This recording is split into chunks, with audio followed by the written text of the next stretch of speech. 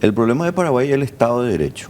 Y el Estado de Derecho pues, significa respetar el principio de legalidad, que la Constitución está sobre las normas administrativas y sobre las decisiones de los gobernantes y los políticos y los burócratas. Y por sobre todas las cosas, esa palabra que señalaste allí cuando estabas en la entrevista, Gladys, la palabra transparencia. Y la palabra transparencia en el uso o en el léxico de la política económica en el derecho administrativo significa algo muy sencillo, ¿verdad? De que los ingresos y los gastos del Estado tienen que estar supeditados al principio, en primer lugar, de control, de permanente viabilidad por parte de informes de los órganos correspondientes. Y ahí estamos con un problema nuevamente con IPS. IPS, así como estaba diciendo hoy el editorial de ABC, que es muy importante siempre leerlo, en el editorial justamente estábamos leyendo que la falta de transparencia del IPS ya es realmente algo crónico, lamentable y se merece realmente el repudio de toda la gente. Se solicitó un informe por parte de la Contraloría, precisamente General de la República, para saber dónde está el dinero que finalmente se contrajo con empresas farmacéuticas en el orden de 250 millones de dólares. Y una línea de crédito de algo así de 425.000 millones de guaraníes, que el IPS no da cumplimiento a la solicitud de informe de la Contraloría. La Contraloría, como sabemos, y está esto en la Constitución Nacional de todos los países de manera correcta, es una institución que justamente vela por la transparencia en el uso de los recursos. Entonces, una institución que no responde, que no cumple con el pedido de otro órgano que debe velar por la transparencia, quiere decir que hay gato encerrado. Entonces, si hay gato encerrado, quiere decir que acá hay un problema de malversación. Entonces, estamos ante una situación muy delicada que hace precisamente a que nuestras instituciones tengan un grave inconveniente en la gestión. Esto es un problema de gestión, no es un problema de las reglas de juego.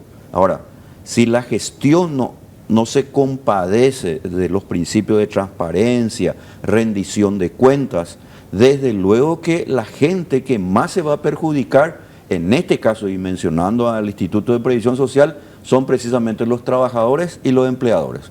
¿Por qué? Porque los trabajadores están aportando el 9% y los empleadores el 16%. Quiere decir que esa inmensa cantidad de dinero que aportan los trabajadores y empleadores ahora están prácticamente sin rendición de cuentas, una parte al menos desde luego, y eso significa que tenemos que tomar cartas en el asunto. La Contraloría tiene que remitir los antecedentes, diría yo, inmediatamente, incluso a la Fiscalía, para que de esa manera se pueda establecer un poco lo que se llama una responsabilidad por parte del funcionario. Porque el funcionario no puede estar exento de responsabilidad, especialmente en el uso del dinero de trabajadores y empleadores, que por cierto es una suma multimillonaria que hoy se necesita precisamente que pueda ser transparente y que pueda movilizar un poco precisamente los factores de producción, ¿verdad? Estamos hablando justamente de un problema grave, ¿verdad?, de descomposición en el Producto Interno Bruto, y resulta ser que este dinero que debería ser justamente transparentado en su información no se está haciendo. Bueno, y justamente una institución sumamente sensible, siempre mencionamos, Víctor, porque por un lado tiene el componente del servicio de salud, está en contacto con la gente que necesita ese cumplimiento del derecho básico del acceso a la salud universal, y vemos que hay un montón de quejas en ese ámbito, de que no hay medicamentos, de que no se presta el servicio en tiempo y forma, pacientes con cáncer que no llegan a tiempo a sus quimios, personas que dicen me operé y en vez de amputarme determinado mi pierna izquierda me apuntaron a la derecha. Es decir, situaciones completamente inimaginables, sí, pero que suceden en el IPS. Y por otro lado, el componente no menos importante de la previsional, es decir, de que estamos hablando de que también allí contribuimos para el día de mañana poder jubilarnos, es decir, un sistema de ahorro que nos permitiría en el futuro dejar de ser trabajadores activos y retirarnos y gozar de eso que fuimos aportando. Dos componentes sumamente importantes para una sociedad, y esta institución se da el lujo de no rendir cuentas. No rendir cuentas, nada más y nada menos, ¿verdad? Y ahí hay una cuestión, primero, como bien estábamos diciendo, Gladys, de gestión. Acá hay un problema de gestión, de ineficiencia, de ineficacia, que orilla de luego a algunas cuestiones que hacen a la reprochabilidad jurídica, que están en el derecho penal y que deben ser investigados por los órganos correspondientes. Ahora bien, y quizá en otra ocasión tendríamos que también un poco reflexionar sobre el tema de fondo. Y el tema de fondo es que lamentablemente el IPS necesita ahora una reforma urgente. Tenemos que separar lo que es jubilación de salud para empezar. Y por sobre todas las cosas, el sistema que hoy se tiene, que es de reparto, va a colapsar aproximadamente allá por el año 2030 y puede ser menos incluso, de acuerdo a cálculos actuariales, que son cálculos matemáticos finos que se van haciendo en relación a la cantidad o cantidad de dinero que se aporta de los trabajadores activos en relación a los jubilados.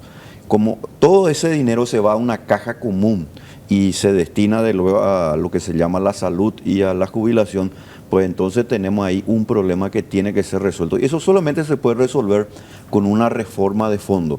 Pero obviamente, y hay que reconocer, y vos estabas diciendo muy bien, Gladys, el tema en realidad es un tema aquí grave de malversación que no puede ser tolerado. Y más todavía cuando tantos trabajadores y empleadores que son detraídos en el 9% de sus ingresos y los empleadores en el 16%, aportan obligatoriamente, lo cual también, hablando ya del tema de fondo, contradice la propia Constitución. Pero esos son temas que hay que reflexionar, que es muy importante bajar sobre la mesa y por sobre todas las cosas que, como vamos a tener esta elección el próximo 30 de abril, los próximos congresistas o la próxima chapa presidencial que va a tomar, digamos, el gobierno del Estado, pueda realmente percatarse de esta situación, pero no solamente tener una suerte de reflexión, sino que tener proyectos de ley donde se discuta